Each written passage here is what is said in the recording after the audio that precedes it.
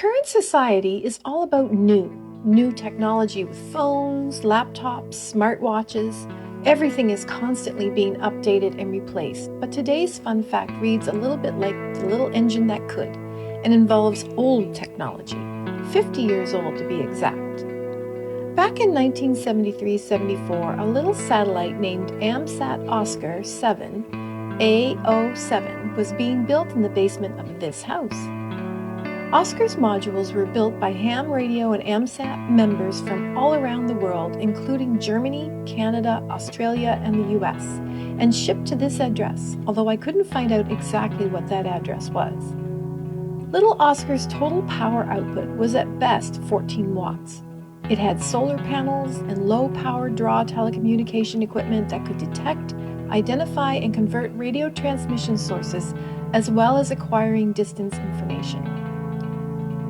It was launched on a Delta II-310 SME rocket on November 15, 1974. The version of this rocket had only 3 launches.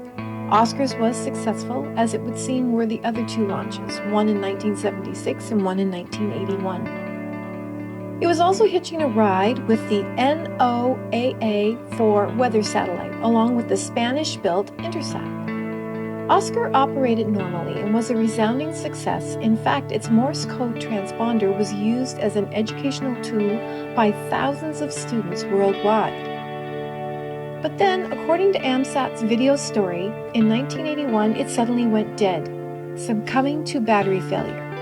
However, in the summer of 1982, the Fighting Solidarity and Warclaw learned that AO7 became periodically functional when its solar panels got enough sunlight to power up the satellite. It was then used to communicate with Solidarity activists in other Polish cities and to send messages to the West. Satellite communication was invaluable at that time, as the regular telephone network was tapped by the government and shut down when martial law was imposed in December 1981. Ham radios were not of much use as they were easy to track. On the other hand, a satellite link required highly directional antennas which were impossible to track by the regime. But then, once again, it would seem Oscar, the friendly little satellite, truly died and was not heard from again. In 2002, Pat Gowan, a British amateur radio operator, inspired by the history of fighting Solidarity, attempted to communicate with AO7, and holy smokes, he detected Oscar's beacon signal on 145.973 megahertz and confirmed it to be operational after 20 years of silence. This resurrection is widely recognized as having occurred on June 21, 2002. Trying to explain how, after battery failure, this satellite came back to life, the experts feel a very small manufacturing defect in the battery allowed it to fail open.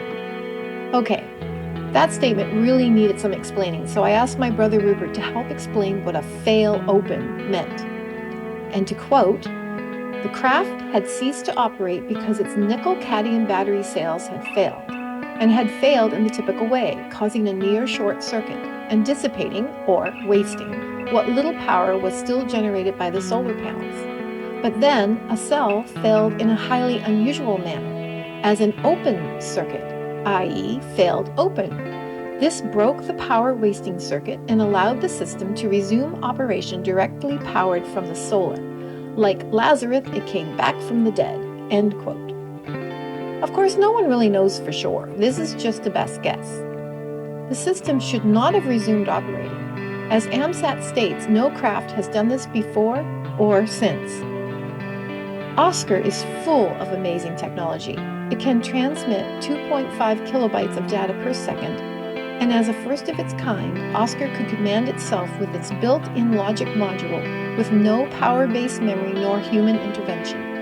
This little satellite is also full of firsts. It's the first satellite-to-satellite relay through AO6. It's the first early demonstration of low-budget medical data relay and Doppler location of ground transmitters for search and rescue operations. It's the first Mode B transponder, Using HELAPS, H-E-L-A-P-S, high efficient linear amplification by parametric synthesis technology developed by Dr. Carl Mainzer as part of his PhD, and it's the first to fly a battery charge regulator. A simple but ingenious set of 4 magnets allowed Oscar to lock onto the lines of the Earth's magnetic field. The satellite stays in SSO, Sun Synchronous Orbit, at 900 miles out. The key characteristic of an SSO is that the satellite always passes over a specific location at the same local time, which translates to consistent lighting conditions. The Sun's synchronous orbit is the green circle. Another way to look at the orbit, SSO orbit, is the perpendicular oval. And the absolute topper to this story, Oscar is still communicating with Earth. The last update I could find was April 10th. Look on the chart, 4th row down. According to AMSAT, Oscar will likely outlive all of us. So when you think about all the space junk out there, at least you know of a 50-year-old satellite that is still going strong.